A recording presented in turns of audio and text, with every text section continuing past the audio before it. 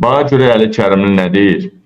Çünki Əli Kərimliyə qarşı iddialar var idi. Biz də bir balaca danışdıq. Bax görə nə deyir? Sosial şəbəkələrdə yazırlar ki, niyə görə ona pasport vermirlər, belə şey ola bilərmi? Çünki bütün bir nəsil gelişir də o zamandan bəri. Onu görə mən qısaca xatırlatmaq istəyirəm hörmətli izləyicilərimizə. Və mənim də bir zamanlar pasportum var idi.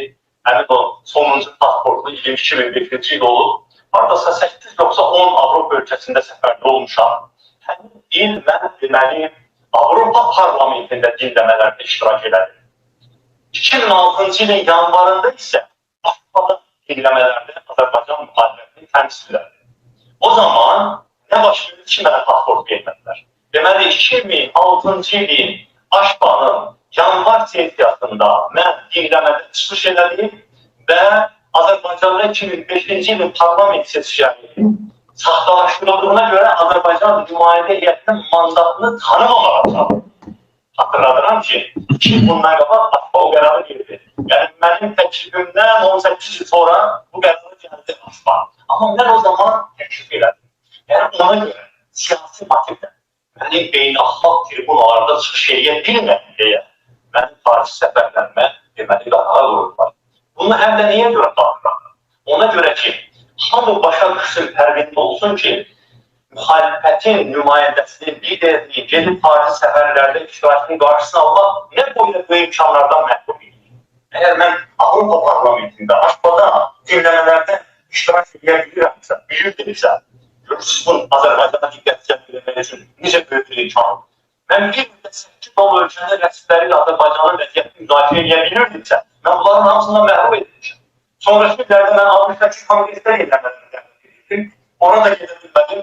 Orada deməli oğlum mənim nümayəndəm kimi çıxış elədi. ABŞ kongresindəki nümayəndə deməli dinləmələrdə. Yəni, mənim o dinləmələrdə iştirak etməyim, mənim o dəvətləri qəbul edib gedib o görüşləri keçirə bilməyim təkcə mənim üçün yox, Azərbaycanın demokratik qüvvələri üçün, bütövlükdə ölkəmiz üçün böyük imkanlar yarada bilərdi. İndi mən bilirəm ki, bir çoxunuz düşünürsünüz ki, onsuz da vaxtaşırı Əli bəydən deməli alırlar müsahibə, dünyanın aparıcı mətbuat orqanlarında heç pasportu olmasın, səfərlər olmasın, onsuz da mən münasibət bildirirəm, bütün dünyanın aparıcı kütləvi informasiya vasitələri, müsahibələr alırlar vaxtaşırı məndən. Bu qismən mənim tədbirimi dağılır. Qismən, əlbəttə səsin artıq dünyaya çatır, bu bizim hamımız üçün yaxşı bir oldu. Amma özünü də gelə bilirsən. Bu Azərbaycana diqqətin cəlb edilməsi baxımından, Azərbaycandakı demokratik prosesin irəliləməsi baxımından çox böyük imkanlar var. Deməli, dəyərli əmətələrim, dəyərli soydaşlarım, baxaq burada vəziyyət. Trump sərt danışdı, burada mənə xoş gəlməyən liderlər var. Bəli, Ərdoğana görə deyir, elə İlham Əliyevə görə deyir. Orada İlham Əliyevdən başqa kimə acı söz deyir Trump? Heç kimi. Bir dənə orada ən acı sözü İlham Əliyevə dedi. Burada Trump haqlı olaraq deyir, baxın. Xüsusilə xoş gəlməyən bir neçə lider var. Bu sazişə doğru son cəhd 3 həftədən əvvəl New Yorkda Birləşmiş Millətlər Təşkilatının Baş Assambleyasında başlayıb. Mən bu salonda bir çox insanla görüb. Trump deyir, mənə xoş gəlməyən liderlər var burada və əlbəttə ki, elə o Ərdoğanla İlham Əliyevi başda nəzərdə tutaraq deyir. Deməli, dostlar, qardaşlar, burada məsələ var, göstərirəm. Müsəlman ölkələrdir.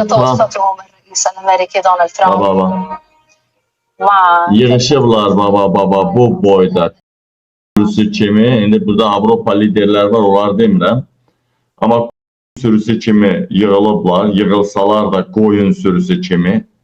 Baxın, baba, xəritədə göstərirəm sizə.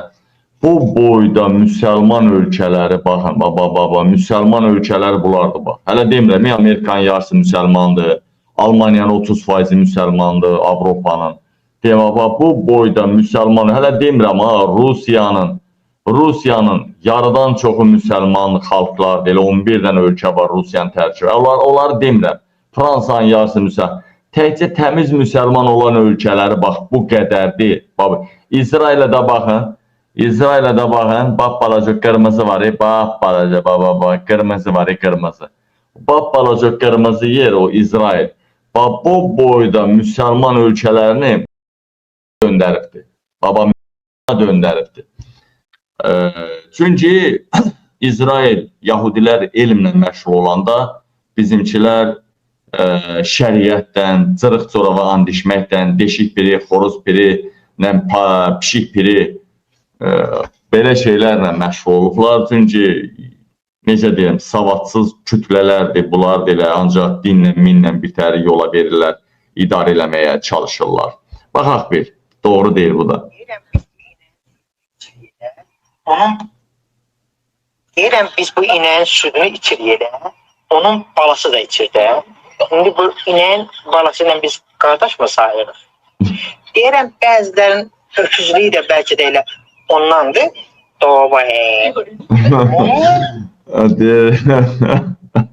Bəzən elə öküzlük də elə buna görədir. Dükkanlarımıza çöküyor durmadan. Namımızı hareket getiriyor. Dostlar, qardaşlar, Hacı Şahinin qızının toyu oldu bilirsiniz.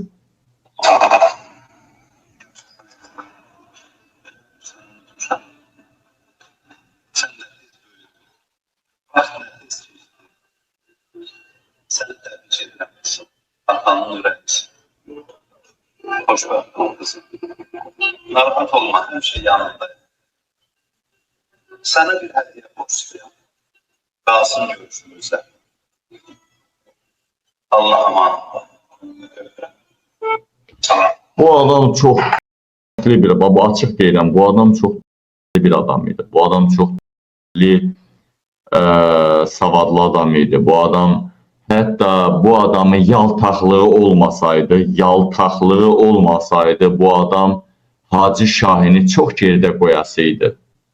Bu adam Hacı Şahin hökumətə eləməsəydi, Hacı Şahin düz onu dərman verirlər.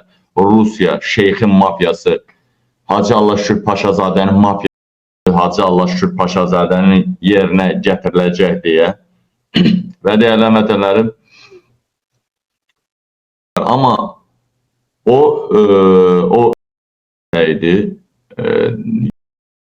eləməsəydi, bu çox dəhdli bir adam idi. Biz Hacı Şahin deyəndə biz İranın adamı kimi düşünürük. Amma üzr istəyirəm.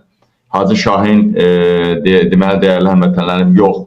Hacı Talih deyəndə biz İranın agenti kimi düşünür bəziləri. Hətta doğrudan da açıq etiraf edir, İranı dəstəkləyir. Hətta şəkillər var, əlini öpdüyü yerdə Hamneyinin zadın. Yəni bu bizə, amma Hacı Talihdən fərqli olaraq Hacı Şahin İrana qarşıydı, İran rejiminə qarşıydı. Bu İran üzərindən yox, sırf dini tərəfdən şiəliyi təbliğ eləyən idi və çox güclü adam idi, çox savadlı adam idi. Sadəcə adamın bir nöqsanı var idi, Baxın, bir nöqsanı var idi ki, adamın deməli o da hakimiyyətə eləmək idi. Bəli, Hacı Şahin hakimiyyətə elədi. Seçki qabağı, hər yerdə. Onsuz da bu sən danışsan da İlham seçiləcəkdi, saxta seçkidir, danışmasan da seçiləcəkdi. Sadəcə niyə özünü pis eləyirsən? Onu etməsəydi, bu saat əhali %100% başına and içərdi, ona rəhmət oxuyardı. Eləcə də götürün, dünəndə sırağa gündə Cavid İmanovun düzdür, o kadrlar ortaya çıxanda çıxmasaydı çox adam yenə inanmayacaqdı. Kadrlar ortaya çıxmasaydı çox adam yenə inanmayacaqdı. Amma kadrlar ortaya çıxdı, hamı gördü və 99% Azərbaycan xalqı söydü, arvadına, uşağına söydü və haqlı da elədilər, çünki xalqın gələcəyini elə görə çaldılar. Hər neysə, dəyərli həmvətənlərim, dəyərli soydaşlarım, ona görə deyirəm ki, bu həyat insana bir dəfə verilir. Yəni ki, bu dünyadan şərəfli şəkildə getmək lazımdır. Vallah, gələcək nəsillər bu rejimdən, bu hakimiyyətdən sonra heç gələcək nəsil yox, indiki nəsillər də onları yandıracaqlar. Necə ki, Nepalda diktatorun atasının, anasının qəbirlərini çıxardıb yandırdılar. Ondan qabaq da inqilab olan ölkələrdə qəbirdən çıxardıb yandırdılar. Yenə deyirəm ki, İlham Əliyev olmur orada ona məsələn Kəmaləddin balaca bir məmur olsa belə onun dədəsini qəbirdən çıxardıb od qoyacaqlar. Dəyərli həmvətənlərim, and olsun Allaha deyirəm. Ona görə bir balaca İlham sənin uzaq başı vəzifən. İlhama deməyəcəksənsə, İlham sənin rütbəni alacaq, vəzifəni alacaq, rədd eləyəcək.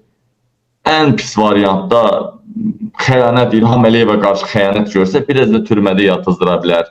1, 2, 3 il, 5 il. Amma xalq sənin xəyanətini görsə, sənin nəslini qıracaq. Sənin ən yaxşı halda ailəni qıracaq. Yəni, bunun fərqinə varmaq lazımdır, dostlar, qardaşlar. Deməli,